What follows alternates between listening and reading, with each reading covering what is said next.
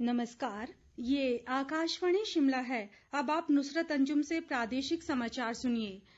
केंद्रीय वित्त व कारपोरेट मामले राज्य मंत्री अनुराग ठाकुर ने कहा है कि प्रधानमंत्री नरेंद्र मोदी के नेतृत्व में देश आत्मनिर्भर बनेगा।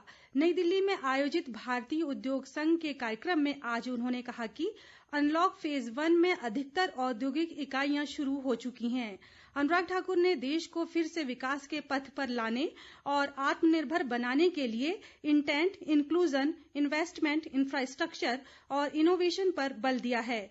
उन्होंने कहा कि देश को आर्थिक महाशक्ति बनाने के लिए मेड इन इंडिया से बढ़कर मेड फॉर वर्ल्ड आज के समय की जरूरत है। अनुराग ठाकुर ने देश को आत्मनिर्भर बनाने, उत्पादन व निर्यात को बढ़ाकर भारत को इकोनॉमिक सुपर पावर बनाने के लिए CII के लक्ष्य का स्वागत करते हुए सभी देशवासियों से इसमें सहयोग की अपील की है। शिक्षा मंत्री सुरेश भारद्वाज ने कहा है कि प्रदेश में विद्यार्थियों को कोरोना महामारी से बचाने के लिए शैक्षणिक गतिविधियों के विभिन्न विकल्पों पर विचार किया जा रहा है। उन्होंने कहा कि प्रदेश सरकार ने फिलहाल स्कूलों को बंद रखने का निर्णय लिया है।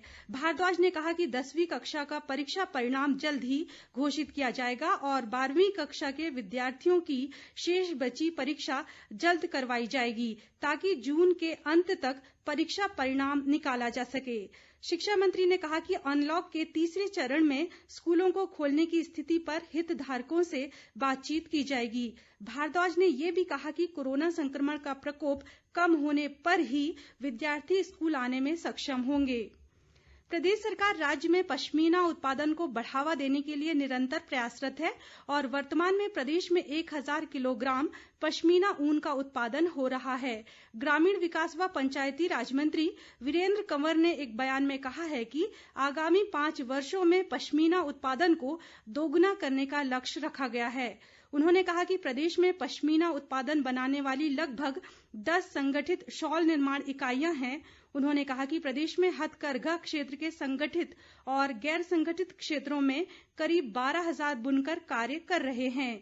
वीरेंद्र कंवर ने कहा कि राष्ट्रीय पशुधन मिशन के तहत प्रदेश के बर्फीले क्षेत्रों के BPL परिवारों को चंगथंगी और चीगू नस्लों की करीब 638 बकरियों का वितरण किया जाएगा।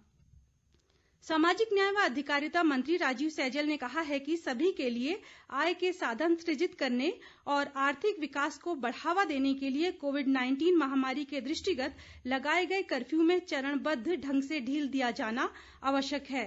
सोलन जिले में अर्की विधानसभा क्षेत्र के कोरोना योद्धाओं को सम्मानित करने के बाद पंचायती राज प्रतिनिधियों व अन्य लोगों को संबोधित करते हुए आज उन्होंने ये बात कही। सैजल ने कोरोना महामारी से बचाव के लिए आपसी तालमेल की जरूरत भी बताई।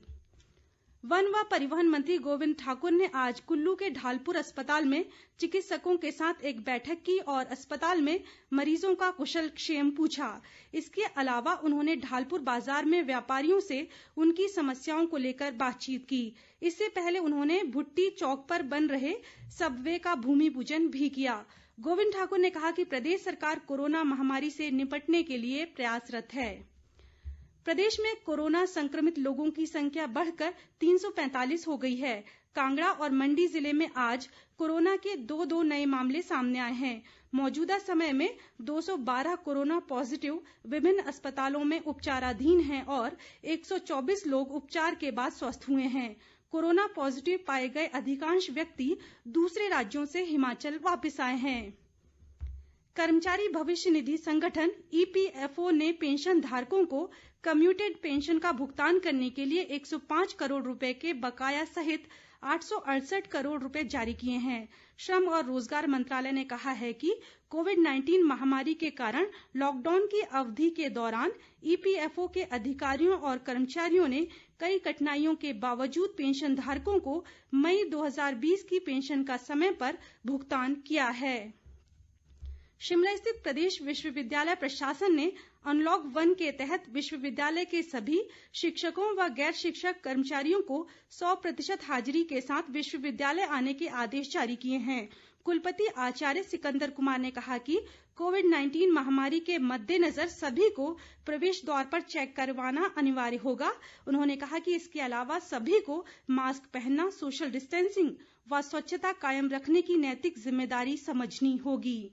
इसी के साथ ये समाचार बुलेटिन समाप्त हुआ। हमारा अगला बुलेटिन आप सुन सकते हैं शाम 7:45 पर। नमस्कार।